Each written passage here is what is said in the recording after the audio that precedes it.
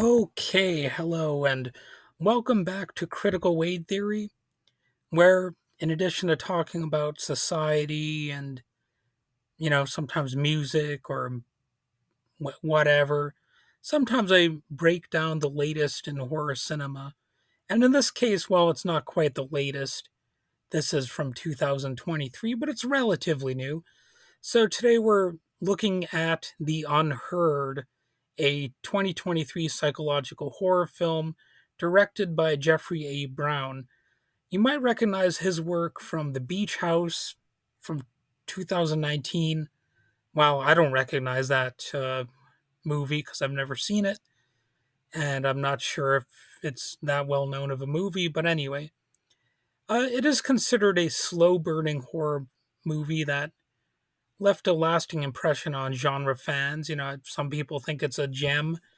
Again, I haven't heard it or seen it, I should say, so I'm not quite sure.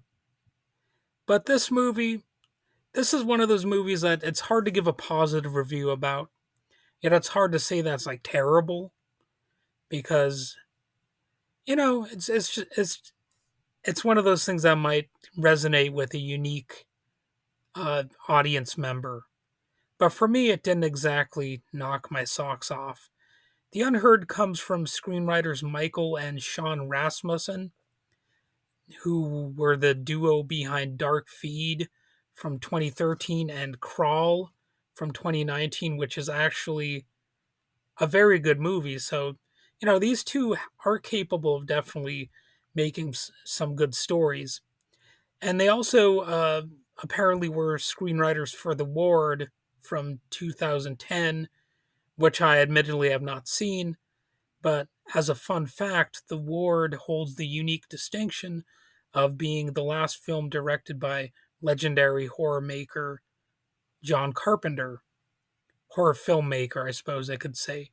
You know, so if you were involved in a John Carpenter movie, you probably at least have some credentials. I don't know. I guess but it might be a bad sign that it's the last movie that he worked on. So I don't know how much credence that would give them. You know what I mean? Somebody could just as soon spin that around and say, "Oh, it's the movie that killed John Carpenter's interest in making films." So I don't know. It all depends on how you look at it. But The Unheard follows a character named Chloe Graydon, played by Lachlan Watson. Chloe undergoes an experimental procedure to restore her hearing, which she lost due to a childhood illness. But instead of a miraculous recovery, she starts experiencing auditory hallucinations. The eerie sounds appear to be linked to the long unsolved disappearance of her mother. So it's one of those movies. It's, a spirituality tale, if you will, supernatural in some sense.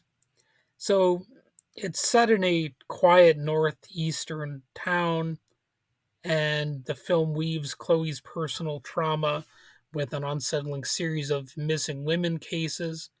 As she adjusts to her restored hearing, the line between reality and hallucination blurs, creating an unsettling atmosphere that is supposed to keep the audience on edge. Of course, as I'm going to go over here in a little in a little bit of detail, the audiences had mixed feelings and the critics did as well.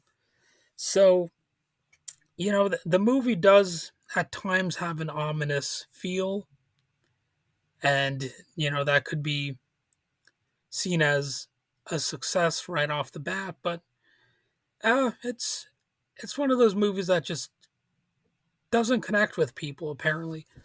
So how does the film hold up specifically as far as the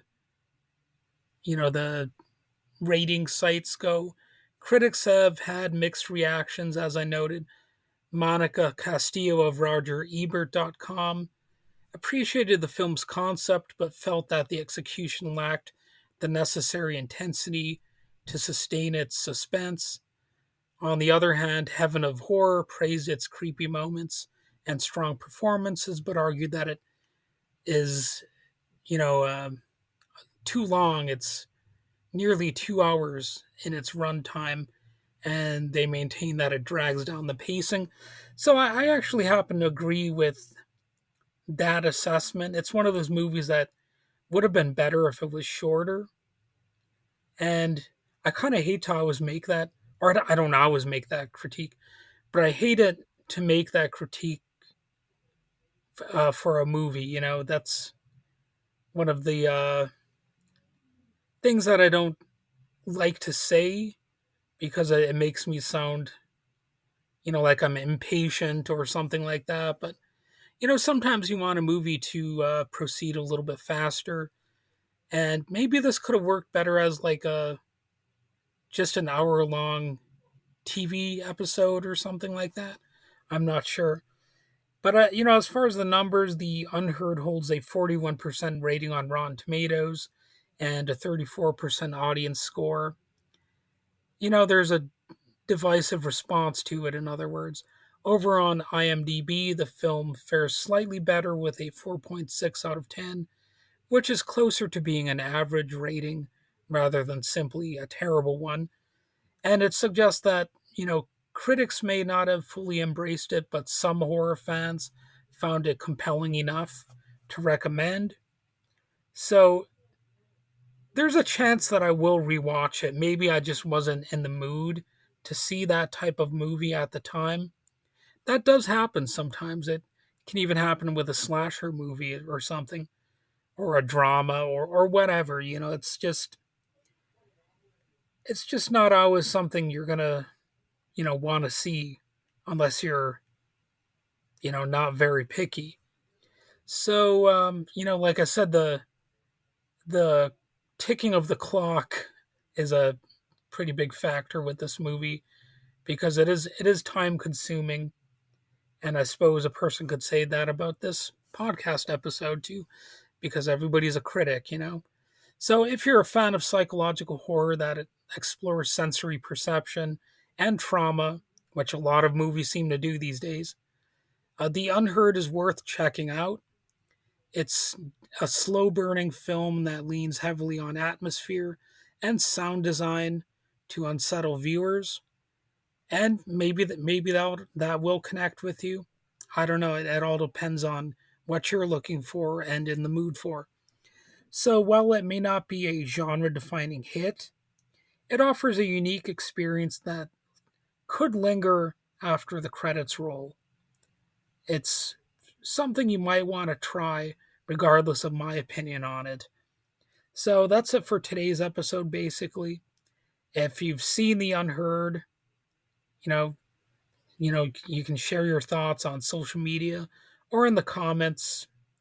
And don't forget to subscribe, especially if you've found this video on YouTube, because I'm trying to expand my YouTube base.